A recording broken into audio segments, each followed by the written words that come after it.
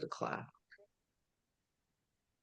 Recording in progress. Hello, everyone, and welcome to the Poetry Salon and Words with You. I am Tresha Haefner, founder of the Poetry Salon, and this person with a great turquoise background is Robbie Nestor. I'm on the East Coast, she is on the West Coast, and we're wrapping our arms around the entire country. We've got people from all over the place representing tonight, and tonight we are going to be hosting John Brantingham and Jane Edberg. I think I'm pronouncing it right, but if I'm not, that's okay. Yeah. Robbie Nestor has their bios, and she spent all day practicing her pronunciation. So, Robbie, I am going to turn it over to you to introduce our features, and then we'll get started, and we will have an open mic after the reading. So if you want to read at the open mic, Robbie is taking names, and just try to make sure that you keep the reading. I would recommend one poem under a page, or if you happen to be doing haiku, I guess we could accommodate 2 or 3 haiku. But we believe in the motto that brevity is the soul of wit. And like Gypsy Rose Lee, you should always leave us wanting more. So please, just one poem or less than 5 minutes. That's right, Robbie. Above or below the waist. But I'm assuming that John is first. Is that correct? That's right. All right. All right. So I'll introduce you then, John. John Brantingham is currently and always thinking about radical wonder. He is a New York State Council of the Arts grant recipient for 2024 and was Sequoia and Kings Canyon National Park first poet laureate. His work has been in hundreds of magazines and the best small fictions of 2016 and 2022. He has 22, there's lots of twos here, 22 books of poetry, nonfiction, and fiction. Take it away, John. All right, thank you. And thank you so much for having me. I'm so honored to read with Jane and to be in the Poetry Salon. Thank you, Tresha and Robbie. And we're going to do a little bit different. I was going to do 10 minutes, and then Jane was going to do 10 minutes, and then we're going to do 10 minutes together because we have a book together. We did, which is I'm so proud of. So I realized I haven't read to this group of people, so I can go on the way back machine. I'm going to read one of my first poems. It's called Putting in a Window. Putting in a window. Carpentry has a rhythm that should never be violated. You need to move slowly, methodically, never trying to finish early, never even hoping that you'd be done sooner. It's best if you work without thought of end. If hurried, you end up with crooked door joints and drafty rooms. Do not work after you're annoyed, just so the job will be done more quickly. Stop when you begin to curse at the wood. Putting in a window should be a joy. You should love the new header and the sound of your electric screwdriver as it secures the new beams. The only good carpenter is the one who knows he's not good. He's afraid that he'll ruin the whole house, and he works slowly. It's the same as cooking or driving. The good cook knows humility, and a souffle never falls because he's terrified that it will fall the whole time he's cooking. The good driver knows he might plow into a mother walking a 3-year-old, so he watches for them carefully. The good carpenter knows that his beams might be weak, and a misstep might ruin the place he loves. In the end, you find your own pace, and you lose time. When you started, the sun was high, and now that you're finished, it's dark.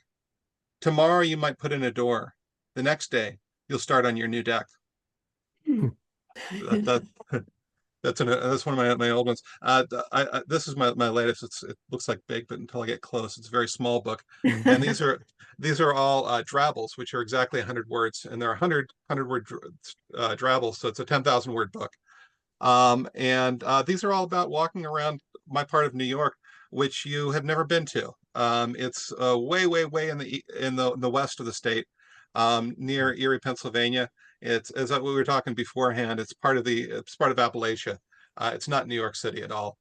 And there's I think something like 100,000 people who live in this area. I live in the big city in the county. It's got almost 30,000 people, so it's much different than New York City. Anyway, these are all meditations about walking through this area. And this was my editor's favorite, so I put it on the back.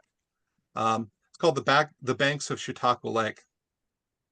The ice age that ground its way through this land left its memory here, all around us.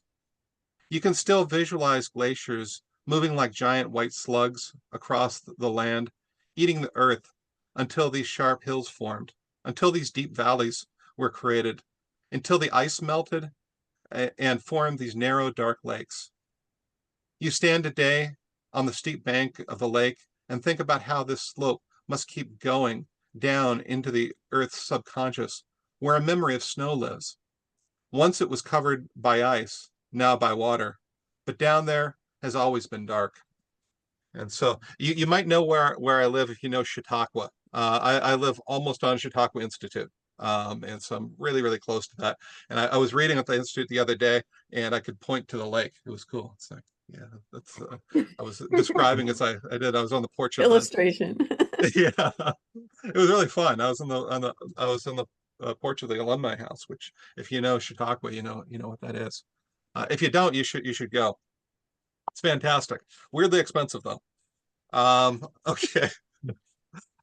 And I'm going to read the final story from my novella in Flash, Life Orange to Pear, and it's about the life cycle of one person from the day basically he meets his daughter until the day he dies. So it's his whole relationship with his daughter, and it ends with him dying. So spoiler alert, we all die. So that was no surprise. Uh, this is called Pear. You're lying on the couch, pains shooting through you. Cindy's in the next room, making tea and cutting up a pear. You figure you have 2 months more to live if the doctors are right, and you're guessing they are. This, it seems, is probably a moment for contemplation. And when you think back to your childhood, you realize your best memory is that pear you had one day when you were 4 or 5. The flavor more complex than any other fruit you'd ever had. Your dad handed it to you. You must have been on a trip because there was snow on the ground, but you lived in California. Cindy comes in and puts the plate with the cut up pear on the table next to you. And you say, I think my earliest memory was a pear. Yeah, she says, the one Grandpa gave you when you were a kid. She places the tea next to you, too. Why do you think I cut that up for you? You shake your head. When did I tell you about that? You thought you'd forgotten about it until just now. She looks up at the popcorn ceiling. I don't know. I was pretty little. You handed me a pear and told me about it. It's one of my favorite memories. So all right, you think. That's it. That's the circle. The only thing left is to eat your fruit and let everything happen as it's going to happen. You must have worked through the other 4 stages, you suppose. So you pick up the slice and lift it to your nose. It smells of childhood and love. You bite into its complexity and think about nothing. I figured that was an appropriate one because Jane writes about grief so incredibly well. So I What's think your segue in? that was my segue. So. I thank you. That worked actually very well. I appreciate that. And when I'm done with reading my poems, Robbie, did you want to introduce me? But I have to unmute myself first. What do you want? Just a second. You're done already? John? Okay, I can read more if you like. Yeah. I heard brevity was the soul of wit, and I want to be witty. Right. And I'm going to read poems, and we're going to do our poems together. All right. Okay. So go ahead. Jane has a Master of Fine Arts from UC Davis, teaches at OLLI. I don't know what that is. It's Probably OLLI, it's the Long Life Learning Institute. And offers one-on-one coaching in writing craft. She's the author of the illustrated memoir, The Fine Art of Grieving, published by Linen Press Books, 2024. Her work can be found in the following books: My Dead, Kelsey Books, 2024, and in the Flash Anthology, 42 Stories, BAM, 2024, Death and Its Terrible, Horrible, No Good, Very Beautiful Lessons. Field Notes from the Death Dialogues Project by Motina Books, 2022, and in various literary journals. Jane lives in Moss Landing with her husband and poodle, Oliver, as in Mary Oliver. And I'm going to put up a link to your work. Oh, thank you. Oh dear, it didn't take, so I have to look for it again.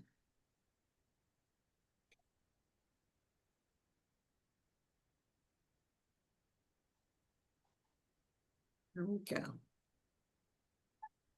Thank you, Robbie. Mm-hmm. And thank you, Trisha and Robbie, for having me. It's like totally, I was thrilled when you asked me, and I love this. Thank you so much. I really feel honored. It's fantastic. All right. I got some short poems that I'm going to read. The first one is called Readied. Unfolding onto the mind screen, your dead loved one's blanket, a blanket pulled out from under you, rebirthed into the flesh of a pomegranate, the lining of a wound, wilted from winter, blossoming into spring, blushing red threads torn from wear, a wind-frayed curtain, saturated blotter, hardened pelt, an empty poultice, a parachute failing to open. And still it is readied, that celestial body inside you, should a chance to revive it arrive.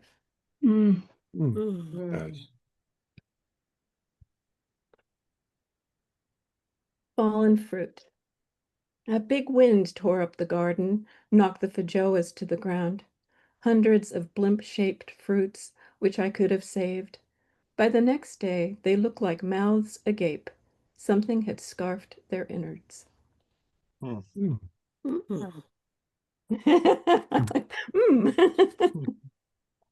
Love it. Morning time. I'm in the habit of being in the same place at the same time each day, long enough to notice the hazy shadows on my walls and the shift of light. At 8 a.m., the grid of leaf drawings on my bedroom wall were swallowed up in an opalescent rectangle of illumination. A month earlier, between the leaf drawings and the wonderful watercolor of finches, the bare spot of wall turned to mother of pearl. Before that, the finches basked in peaches and cream. I no longer check the little pink clock on my dresser.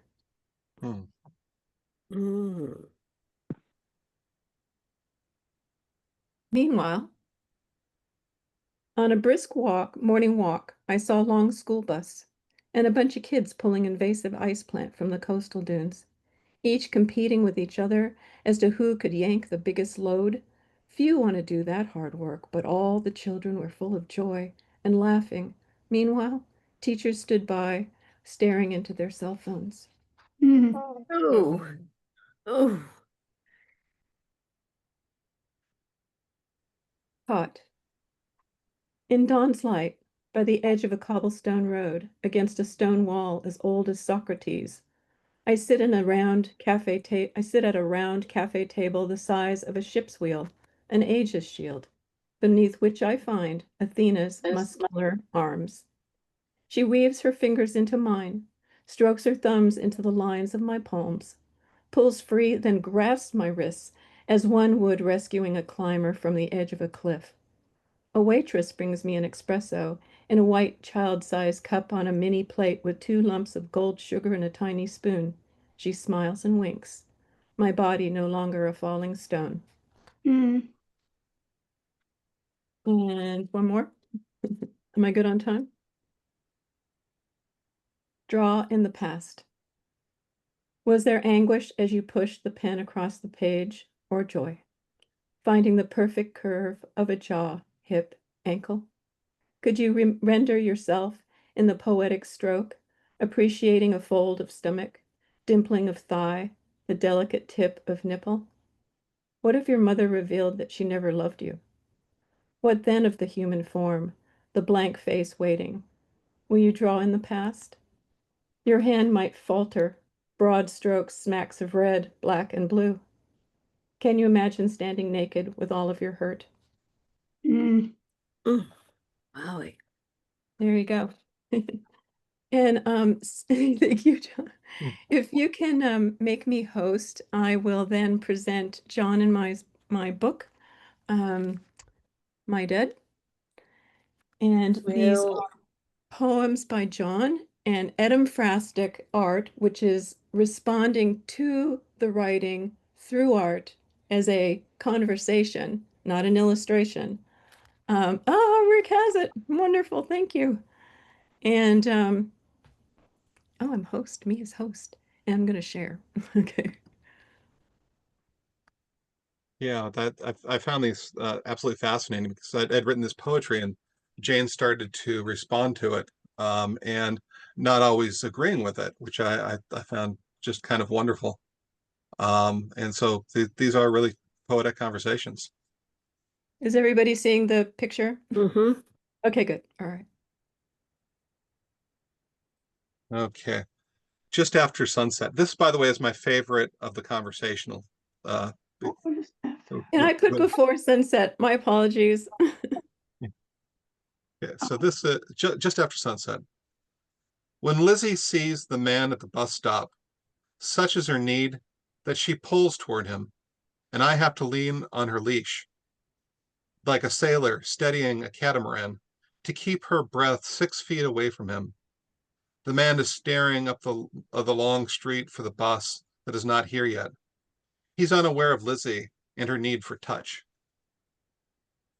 And so you switched Lizzie and me here. Yeah. You kept my jacket, but you switched the. Well, I wonder if you could tell us why you did that. Why the Yeah, change? because it was the time of COVID, right? And we were all like longing to like touch family members and embrace our friends, and that our sense of intimacy was just getting, at least for me, I felt sort of a desperation. And being out in public, it's like you had to be away, but you miss that closeness. And so I switched it from you trying to pull the dog away from a person and the dog pulling you away from trying to get close to someone who might even be missing.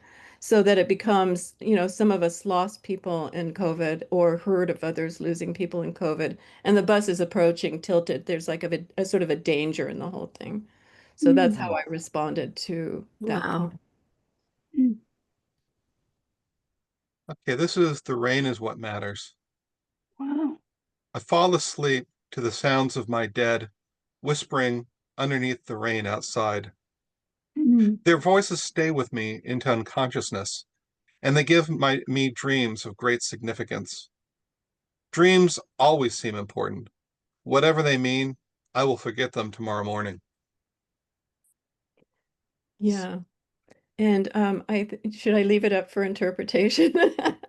I love the way you drew my dad because I have my own idea what my dad are, but I think you have yours too, and I think it's really seeing it illustrated was really interesting. Yeah, there was a kind of an internalization. And so, as we're maybe breathing out dreams, out of our dreams come this conversation that's having a conversation with whatever that collective unconscious is, that's experienced something similar. And in COVID, we were all experiencing something very similar, but also very different. And it also just recognizing the sense of memory coming up and out. And once we've spoken it, the memory almost changes. And so we almost have to swallow the memory back in to allow it to be our own again. And same with dreams and the same with communication. So it's just this ongoing fluid exchange of consciousness, I think. And then the tears are, swallowing our tears, like keeping the tears going, but also swallowing them so we have more tears to give. Mm. that's fabulous. Wow. Wow. This one is Bern, and if you know the flight path, I lived in Ontario, right underneath the Ontario airport. Bern, summer comes this year in July with a fire that pulls the breath out of my body if I wander out in the late afternoon. One day it hits 120 degrees. And when I step out to get a sense of what that means, I'm mostly struck by the silence of people who decided they needed a snow day. Even the birds are solemn this afternoon. The planes seem to have stopped flying. No trains pass on the tracks by our place. The cars are all parked. Mm. Mm. Yeah, And it's that solitariness again, feeling so solitary, and then you've got this fire burning through you, and um, there's nothing, sort of nothing around. That also felt like desperation to me, sort of a calling out, or a breathing out of all of that frustration, that exhaustion, that heat. And then there's this quiet, which is disturbing. The birds aren't flying, the cars aren't quite there, the planes aren't there. Things are missing, and I felt that in that time period, that there was a lot missing in terms of what we could experience as we experienced things before that time. So I think it's also about loss. mm. Railroad tracks. I recently walked out of my house for the same reason when it was negative 40 degrees here, just to see what I felt like. And it's cold. Uh, Okay, let's see. I like the body you've given me here. I appreciate that. Not for the last 30 years have I looked like that. So 4:30 a.m. I take my morning tea outside to see if the sun is coming up yet. Across the alley, a possum stops and watches me, trying to imitate me maybe, or maybe he's just watching. Someone last night must have thought my car with its busted headlight was abandoned. They spread a blanket over it to dry. I wonder where they are now that they do not need their blanket. I wonder where they were when it got wet. Yeah, and that one reminded me of, homelessness and need, and also like looking out, that being sort of trapped, like the window is blocked up and bricked up. It's like the view is gone, the blanket over the figure, the view is gone. And so we can see things, but we don't get the whole picture. So one walks out and sees this blanket on their car, but they're left to try to remember what it was about. And so in this one, the figure is embracing the blanket and feeling the lovers, or feeling it, people it once covered, or the love that it once had, or Mm. who knows, it's hard to say. And the little desperate possum is always kind of cute. Can't help that. Yeah. Yeah. All right. Well, thank you so much. I loved collaborating with Jane on this, and the Uh, conversation that we're having was just fascinating to me. But what it what she really was. was, It was yeah, remarkable. Yeah. Thank Wonderful. you. And I need to make Robbie the host. Hang on a So minute. tell me, did you make a conscious decision to do this collaboration, or did it just sort of happen? I it started. I was wandering the streets of Ontario. If you know, I was right on the border of Ontario and Pomona, right near all of the museums and the library down there. If you know the area. And I was not allowed to have access to my students, especially my deaf students, because I didn't have any interpreters. And so I was just kind of wandering around in this lonely space. And I had the studio that was just as Jane drew it. I had two tiny little windows, but mostly it was just concrete, surrounded by concrete. I was with my wife, which was a blessing. That was wonderful.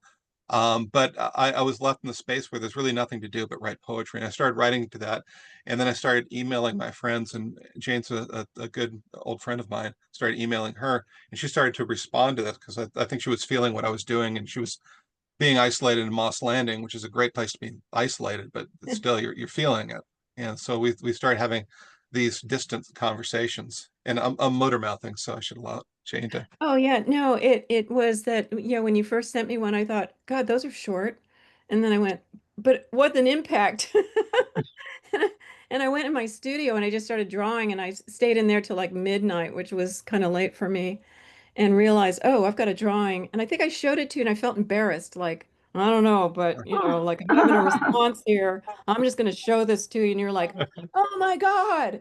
And I'm like, "Want to do some more?" It's So it good. sort of just happened In a Yeah. way, because yeah. of the isolation. I was also really wanting to, I love to do collaboration.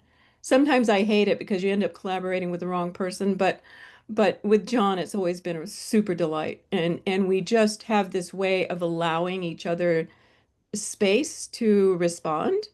And there was no like contesting or anything. It just sort of grew. It was a good relationship there that we had going with the poems and the Yeah. drawings. It just really worked. Yeah. I think, I got out of the way of my own ego, which was nice. Yeah, And me too. Yeah. yeah, and so we're now just seeing it through multiple points of view. Right? Except I got ego boost because I'd send them to him and he'd go, "Oh my God, wow." And I'm like, Well, okay. well, I got ego boost because somebody was writing, it was doing paintings to my poetry. It's like, oh, Yeah, that's that's nice. awesome. Right, yeah, right. it Yeah. definitely is.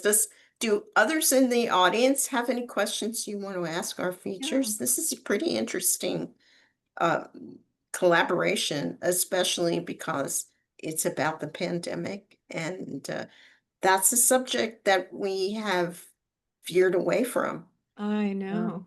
Right. If I understand it correctly, it sounds like John was writing the poems and then Jane, you were drawing them. Did you ever try doing the reverse, like writing to the Yeah, drawings? we've done some of that. Yeah. Yeah. But that's a nice traditional, ekphrastic poetry, right? Yeah, ekphrastic poetry is writing to artwork. But I'm like, John, we need like etymphrastic, that it responds to the words because people get illustrators and they illustrate the whatever it is, the movie or the book or the whatever the words, poems or whatever, right?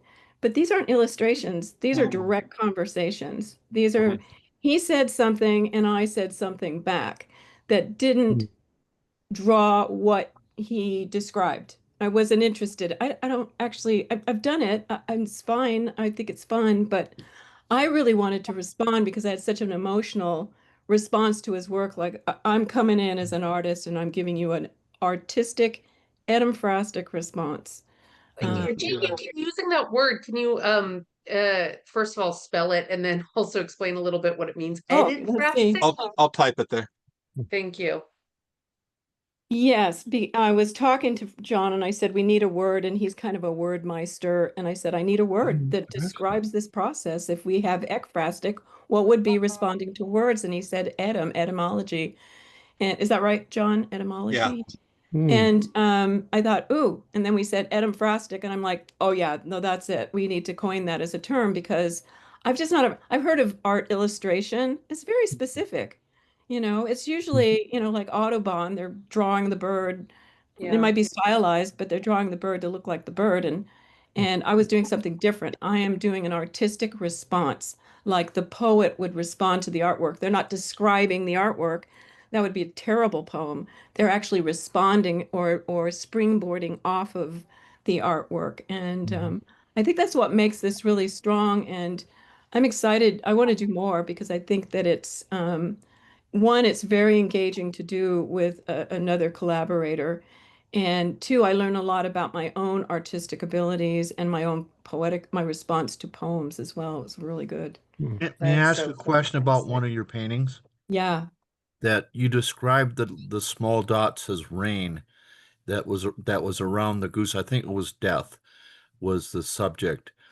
Mhm. And when I looked at it, it struck me that it was like COVID. I could look at each of those white drops Mhm. either as the stars in a in a dark universe, Mhm. or as yes, or as the lonely souls in the Mhm. world with a fire that was burning that everyone was disconnected from. I Yes. saw Mm. both of those Yeah. in in the actual fire, and then the Right. separateness of the human and the airplane. It Yeah, was and that really, hole, it's yeah, like this hole that follows you around, yeah. there's But it no was getting really away from it. striking. That darkness was absolutely striking. Oh, thank you. Yeah. I see Sam Hardy has raised their hand. Sam, take it away.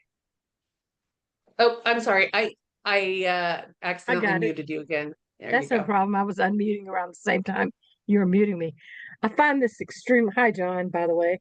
And I haven't met you before, Jane. Nice to meet you. Nice to meet you.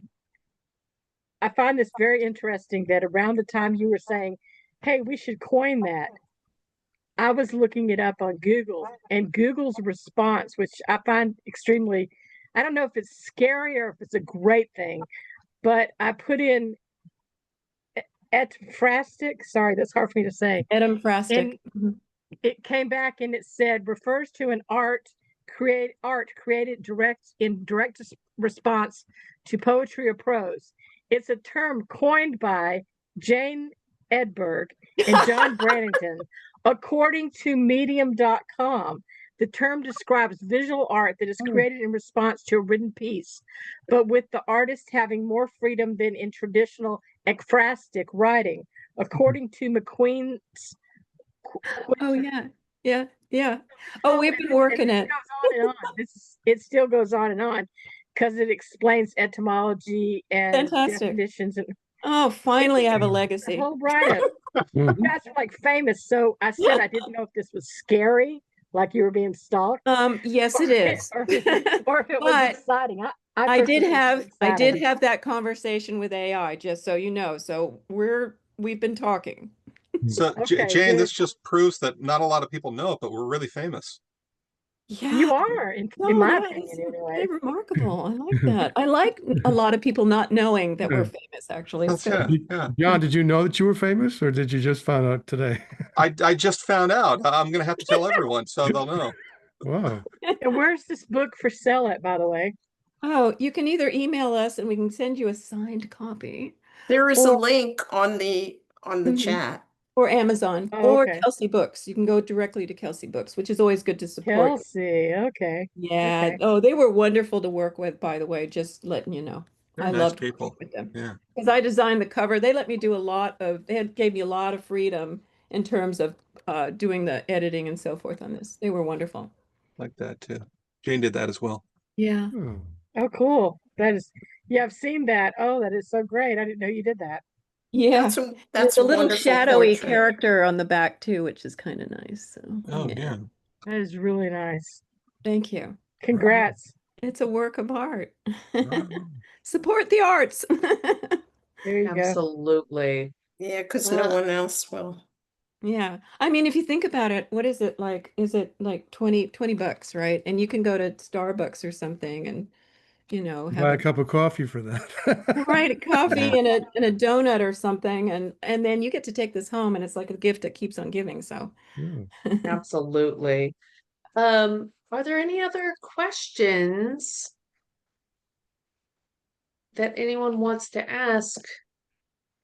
Or should we move to the open mic? Robbie, are we ready for the open mic? Yes. yeah, that sounds great. Thank you so much, everybody. That Thank was you. wonderful, Yeah. and I love the questions, and I love that now that we are famous and nobody knows. That's the best ever. Yeah. I like the fact that you're famous now. You know it. That Yeah. helps. Right. That's great. We get to be Well, famous finally. and go to restaurants. I heard there's a quote that, like, in the future, everyone will beg for 15 minutes of anonymity. What's the famous quote by Warhol? It's like, in the future, everyone will have 15 minutes of fame. It's like, in the future, all everyone will right. have 15 minutes of privacy, Yeah.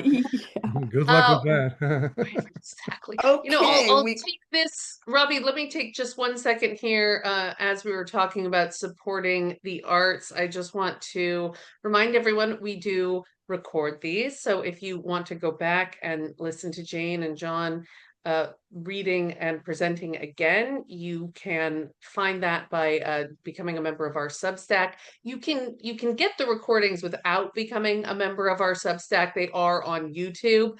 But if you're a member of our Substack, you will get the update and some ways to interact with us and your fellow poets. And of course, we also offer workshops where you can meet with poets who, some of them are on their, they're still learning poetry, and they're journeyman poets, and other poets who are like on their 5th book of poets, their fifth book of poetry, and you'll be hearing some of their poetry in the open mic. So that is another way that we support the arts, not just financially, but emotionally and socially. We're able to interact with each other in this way. And I think it's a wonderful way to enhance your experience of the arts and culture. So Jane and John, thank you so much. Just so you know, we'll be using some of your writing as prompts at the Poetry Salon. Oh, wonderful. So you'll have more people writing to your words and your Oh. drawings and to your images as we move forward. And with that said, now I think I will unspotlight everyone because we're going to go into the open mic. Okay. All right. Thank you so much.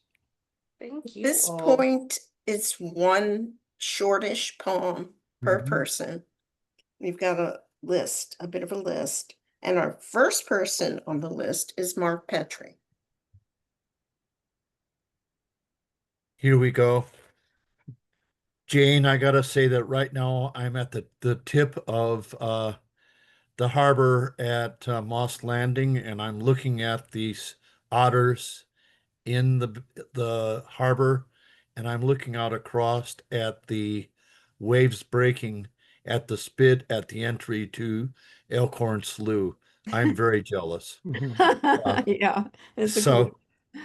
this poem I chose because of John, because this poem is written at Franklin Lake in Mineral King, if you're aware of where that is, and I'm sure you are. And it's called Cloudburst. Violent rain fell from a narrow sky, 12,000 feet above sea level. Thunder was a visceral living being. As it grumbled, clouds reverberated, shock waves moved through rocks. Rain turned to hail, icy drops gathered on granite and around our feet, solid crystal on the dark earth. I held the space blanket above us, Amy's head tucked shivering on my shoulder, ice melting on her feet, cold sheets, us under blanket. When it broke for a few minutes, we started down the mountain, following the stream where once was a trail. The rain let up, then continued in waves. The ring of 12,000-foot mountains formed a sepia reality in what had been a technicolor world. More rolling hands of thunder lit by occasional electric flashes. This is El Shaddai, the God of the mountain, the one Moses encountered, the one that frightened the tribes into idolatry, the one that made me realize humans are not the caretakers of the garden. And that's from my latest book of poetry, which is Poems from the Anthropocene, published by Cold River Press. Nice. Thank you.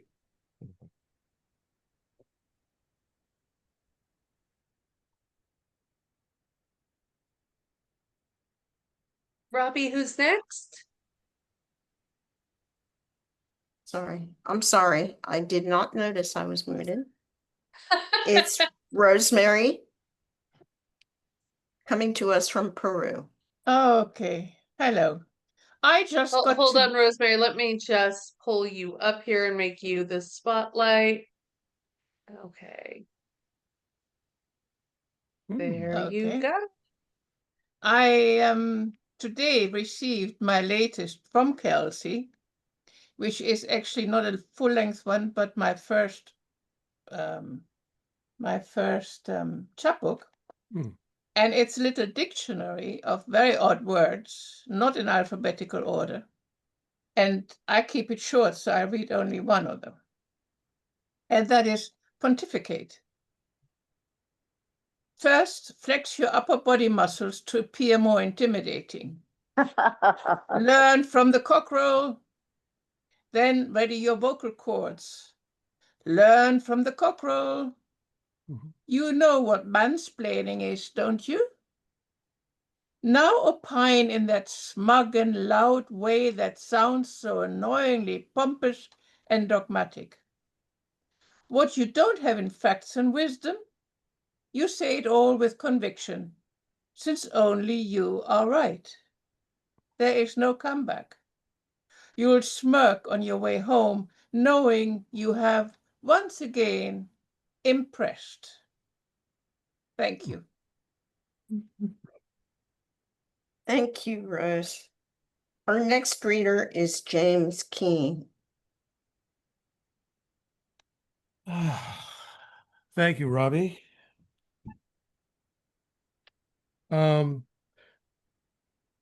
Jane and John, I was wondering what to read, and I realized, well, you mentioned you had your COVID experience. You've made so much of it, and incredibly, very impressive. And I had actually written a poem that was inspired back then in 2020 when COVID was rearing its ugly head just about everywhere, and it looked like everybody.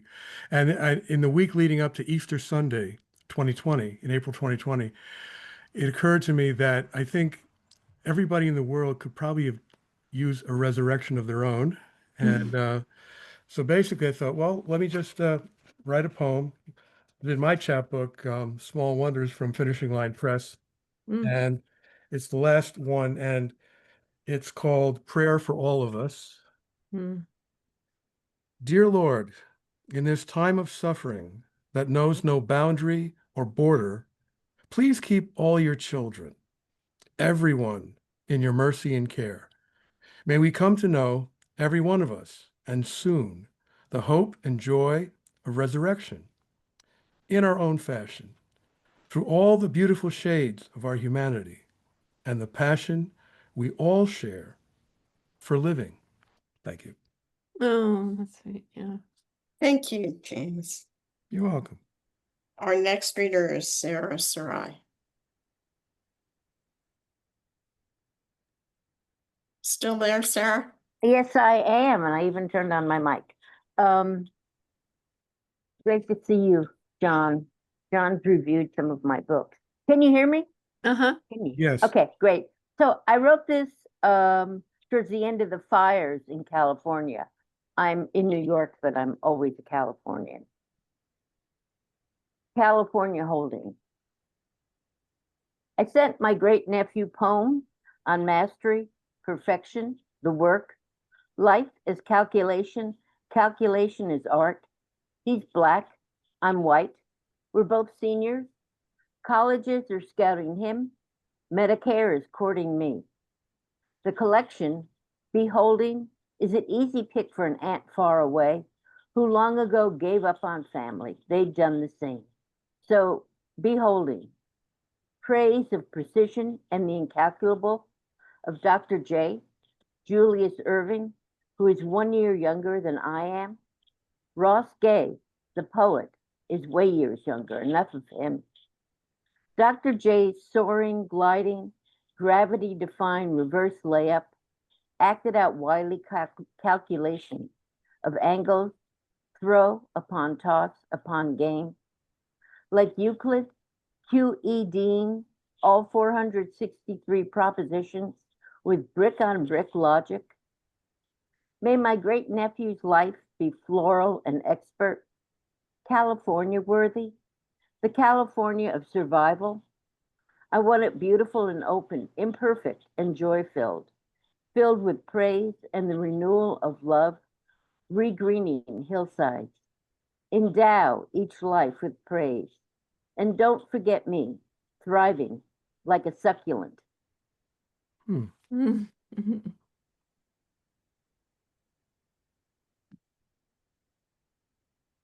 Okay, our next reader is Michael. But I think there are two.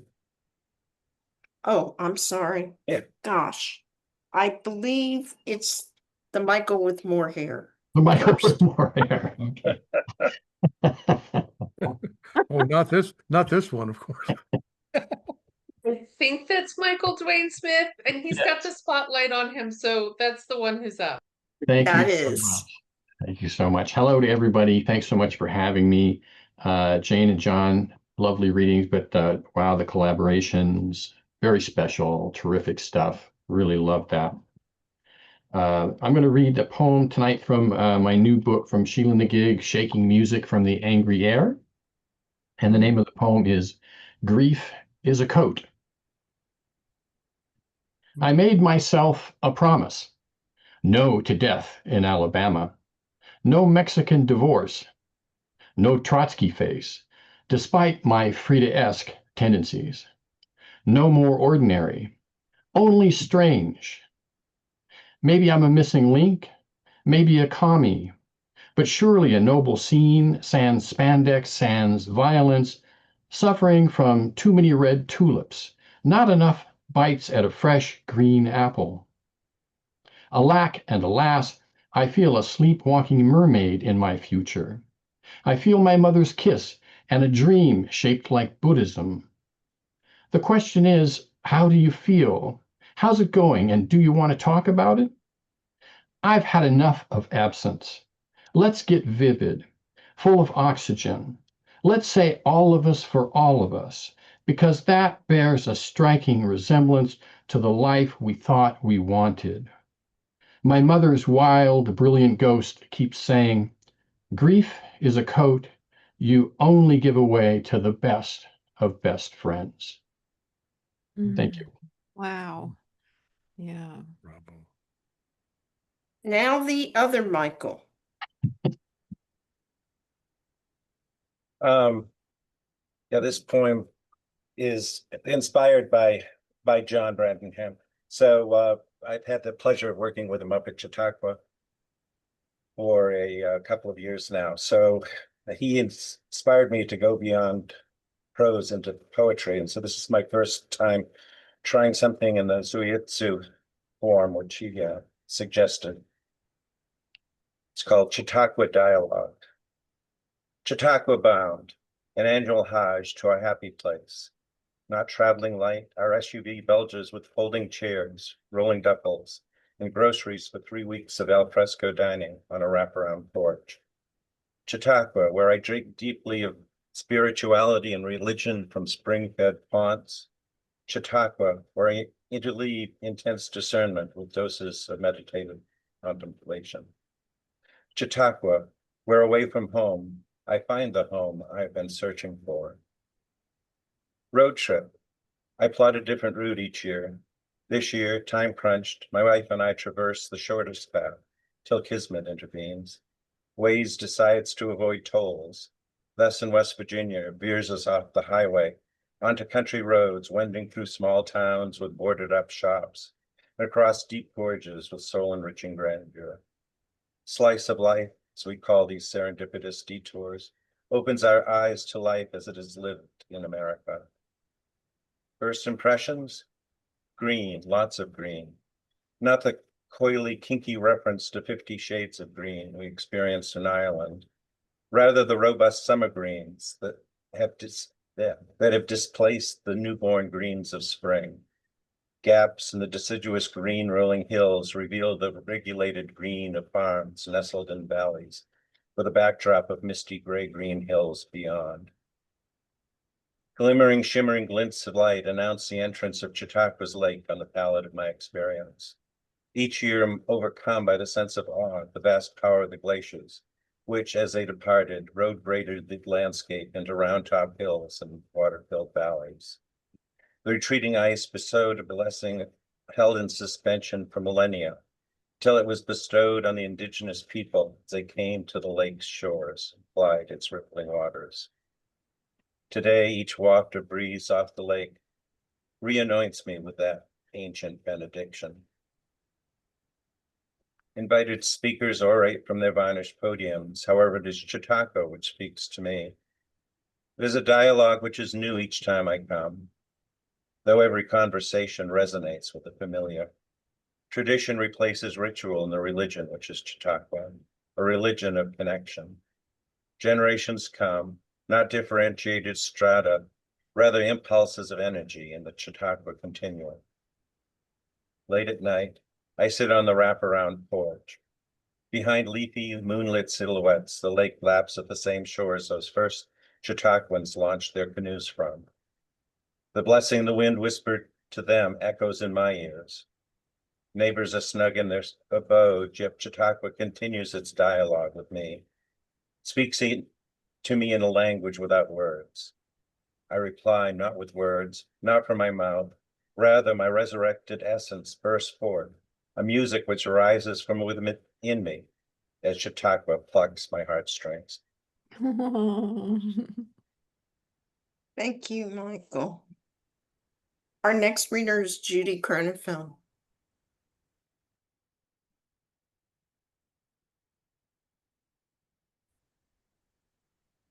Sorry, it took me so long to find the audio button.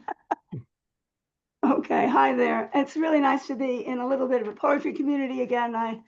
We're in the very first stages, but they're all consuming of a move to the East Coast. So my life has been shut down for poetry and poetry writing. It's very sad. Judy, where are you moving to? Silver Spring, Maryland, where our children and grandchildren live. Oh, wonderful. Can you back up just a little bit? We only see the top of your head. Okay. There we go. Perfect. Thank you. Reminder. Thank you. It's the chair. It's too low. Okay, this poem is called Paired, and it's not in any of my books. It just came out a little while ago in north of Oxford, and it's P-A-R-E-D, P-A-I-R-E-D, not P-E-A-R-E-D, since we've had some pairs tonight. Paired. We're out the door to drive to your appointment with the neurologist of the devastating prognosis. When I see the just blown pink December rose, the only one in our patio, and stop to sink my face in its wide cup, to let its petals brush my cheeks. The spice of its elixir seize my nose. How can this utterness of scent exist in the same world as my utter sadness for us two, destroying me root and branch? I want to sleep in the rose like a bee.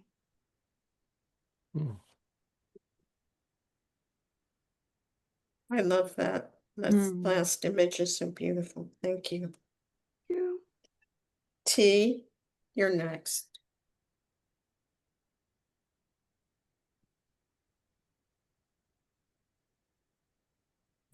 Go ahead, T. I got a pop-up when at the screen that I didn't understand about highlighting, but here I am. Oh, now I have to find my poem. It went away. Okay, I hope everybody is I think everybody's here as an adult, and I hope nobody's offended by an R-rated poem, but if so, I guess go away for a minute. Oh, no. And I'm just glad nobody in this room knows my mom, because that way I can read this poem. And I'm very proud that it's published in Barrow Street, the latest issue, with a lot of really good poems. So if you're dying for some good reading, pick up an issue. How to write a villanelle. Get drunk. Remember stories, lies, and knock jokes. Pick lines whose meanings can evolve. Samantha's boyfriend has an 8-inch cock is a terrible choice. So juvenile, so stock.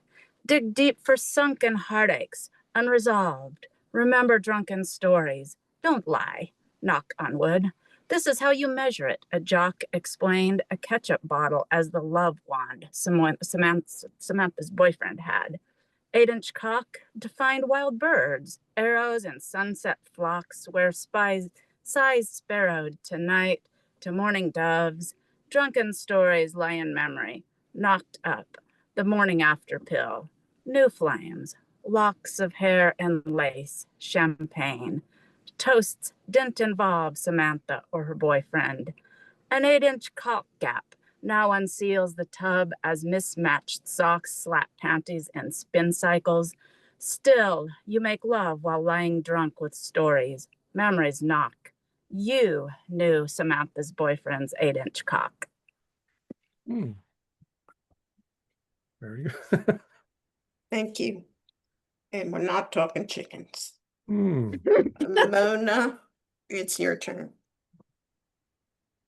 Thank you. My poem is called Metamorphosis. She never stops. The small drill is buzzing white in nitrile fingers. In morning light, she floods the room with Spartan generosity.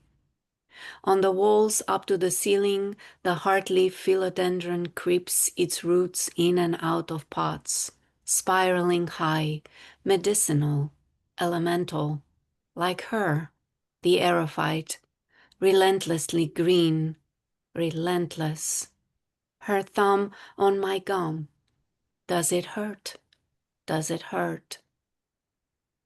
The hijab tucked in white scrubs, gray, fatigued, like the limp of her step. She shuffles. Behind the plastic face cover, the shifting map of the old country. The patchy yellow of her skin, history magnified. The war that never ends. Underexposed, the negatives of children lined in hunger. She asks about mine. She always asks about mine.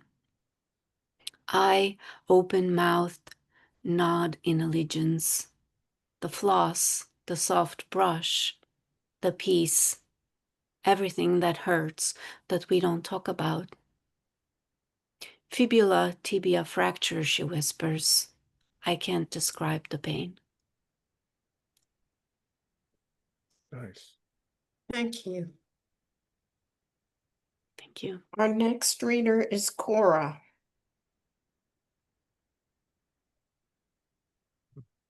Hello, thank you. I have a book from Finishing Line Press as well, but I think I want to read a newer poem. If any of you have looked at a roadmap of the state you live in, you might find some amusing names. I always thought it was funny to drive through Pennsylvania, and then I started looking at a map of my own state, Ohio. This is an abecedarian called Meandering Across a Map of Ohio. I wake up in Aurora, soak in a tub in Bath, when tea leaf readers in Ceylon predict a ring in Diamond.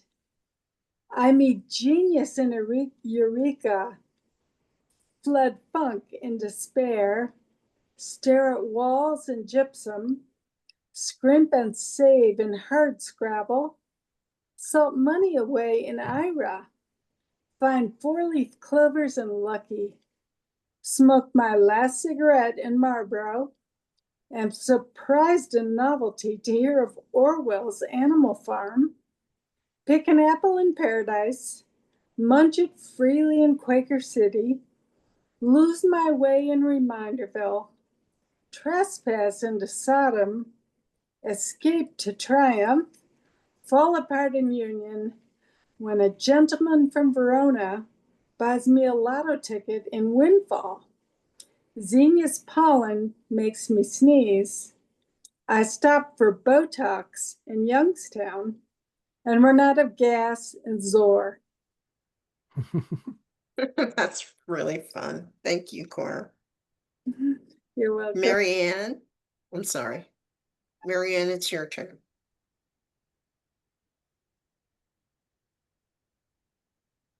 Marianne Hurt?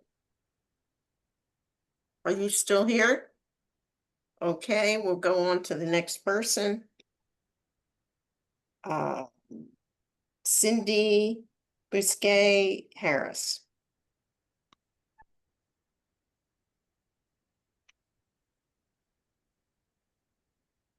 Thank you, Robbie. Deer on a bicycle. Morning yawns with its mouth wide open, gets distracted by gates of amethyst left ajar by night. Again. Willing bees line up, await their orders. The mail's late, so everyone goes for a swim. Chipmunks dunk the raccoon. Rabbits throw the fox in, clutching his wallet. Slap-happy geese tussle on lounge chairs while strains of saxophone bubble from a turquoise glen. Dipstick, the woodpecker, still keeps time, the moon tap dancing across the day. Afternoon tosses a key to twilight as the deer on a bicycle nods hello.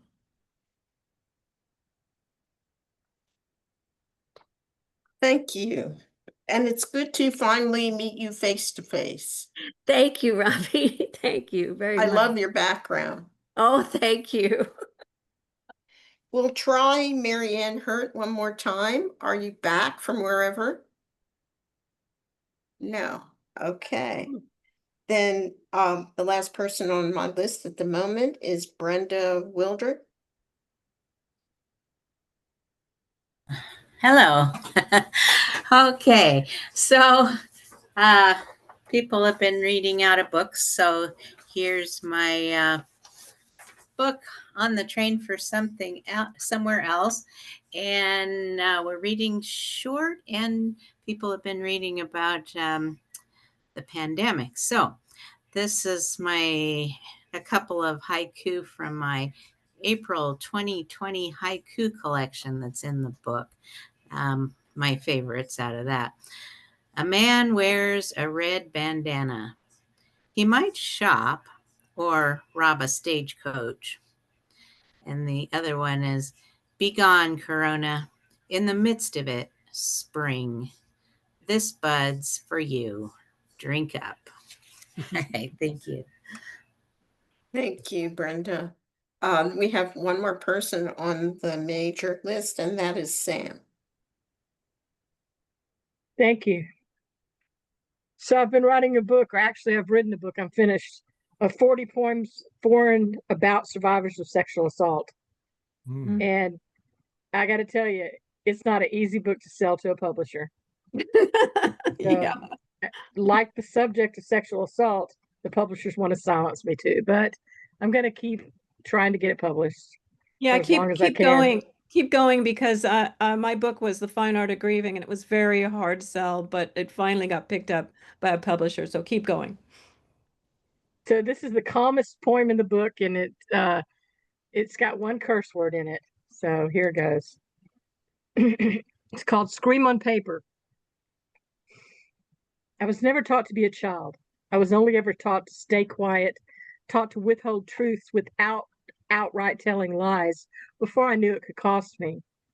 I always believed love was earned by merely showing up, doing as told.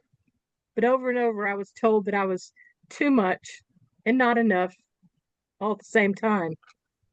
And now I'm just invisible. So I write louder, love harder, shout into blank pages, waiting for something to answer. Nothing ever did. And now I'm angry. I will not rhyme pretty for your comfort. I will not apologize for the sharp edges of survival. I scream on paper because I was punished for screaming in real life, because the world turned down the volume and said, now, dear, be brave, be quiet. Well, fuck quiet. These poems are bloodletting. These lines are broken because I was. These poems don't soothe. They split open the quiet. They're not here to inspire. They're here to survive. I am not a metaphor for your healing journey. I'm a warning sign, torn down, repainted in rage. This is not poetry. This is evidence. This is what it sounds like when a little girl stops pretending and finally opens her throat. Woo!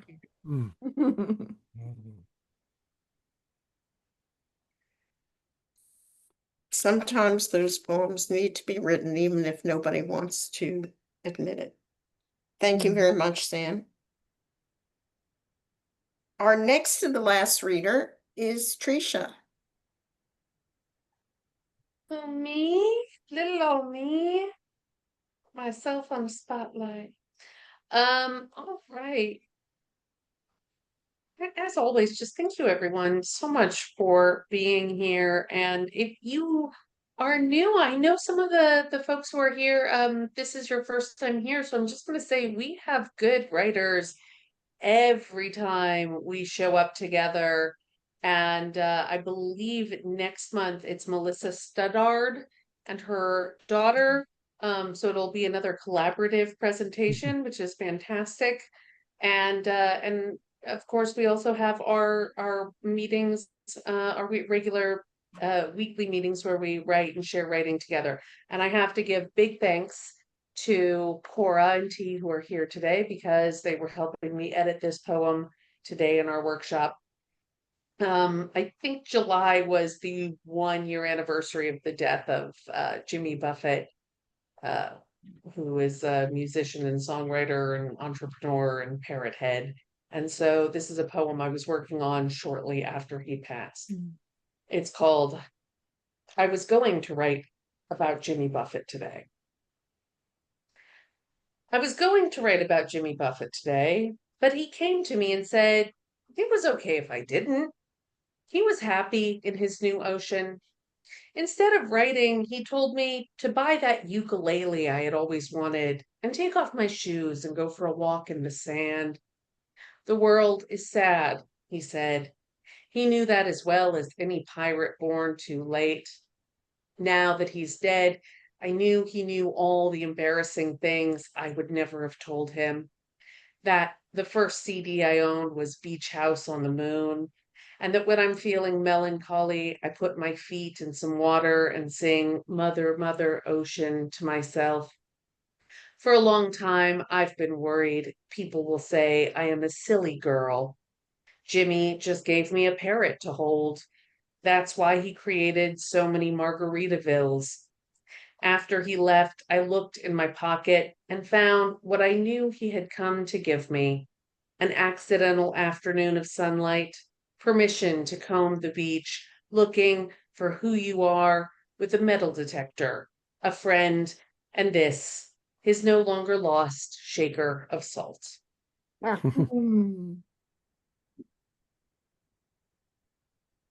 Thank you. That's wonderful.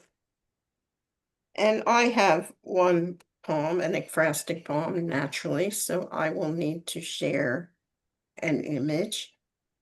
It's on the cover of my book that hasn't come out yet, and that I fear might not come out when it's supposed to.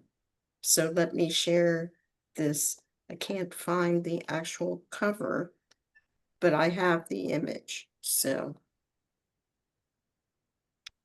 this image is by the artist Kylie Spar, and I really recommend her work. It's fascinating, and it centers on women in all different circumstances.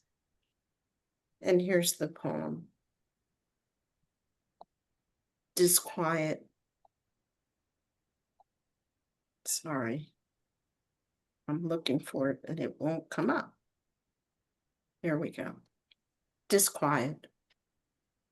On the ocean floor, sleeping groupers camouflage themselves as rocks, cocoon in clouds of sand and mucus, spun out of the substance of their bodies as spiders' spinnerets let down a line of silk. Unlike that, like the whelk within its fortress of a shell, shielded in a vaporous swirl, it doubles as a dress of white chiffon, inverted parachute that spirals around my body like vanilla soft serve, ribbon of cream in coffee. When I feel threatened, the dress sets up its own internal wind and weather, swallows me whole. At the first sign of threat, it automatically inflates. I take flight on milky tides of moonbeams, streamers of phantom light. Oh.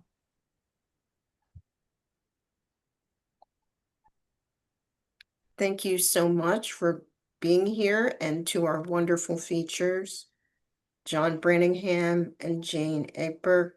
And I love your book, and your project, and I hope there are many more collaborations to follow. Did Rick Medeiros want to read? I don't know if that was acknowledged or not. Oh, okay. His name did not make it onto my list. Rick said he didn't want to read. He's just gonna listen, just like an audience member. Yeah, I think he put in the chat, but if you would like to read, go ahead, Rick. I'm sorry. First of all, thank you for inviting me, Jane. John, thank you. I am lucky enough to have a copy of this book. This is awesome. And I have really enjoyed my time being able to listen and enjoy and take in. I'm going to have to go and decompress after this because there is a lot of great stuff that I've heard tonight. I wrote a piece that's going to be in the second book. I got the writer's itch and wrote my first book and self-published the first book, but I'm so into the second book now that going from finding your voice to then sharing your voice is kind of where I'm at in my new writer's journey. The piece that I have here is it's called After the Last Echo. And let me start. They call me a storyteller when I speak truth, and a liar when that truth cuts too deep. Artist when I build, thief when I reclaim, villain in their story, victim in none I keep. Truth ain't soft, it's a blade through the skin. Noise was my shield, now precision is how I win. Thunder in the whisper, fracture in stone. I carve in silence like marrow to bone. Healer or poisoner, depends who's fed. Protector or captor, depends who's bled. Teacher or manipulator, depends on the score. Sage or madman, I've been both more. The mystic said longing can bend into art. The rebel said healing means tearing it apart. The stoic said right like death's in the room. So I bleed ink eternally, truth dressed in gloom.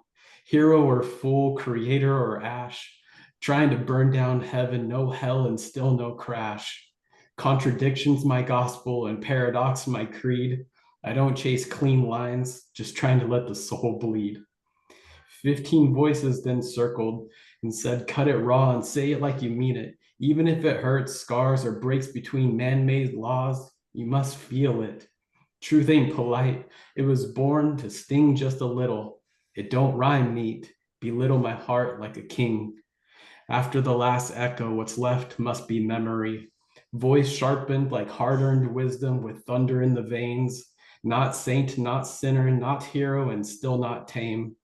Just a man with a whisper, strong enough to go legendary while listening to her. So I continue to listen even deeper. Yeah, it's beautiful.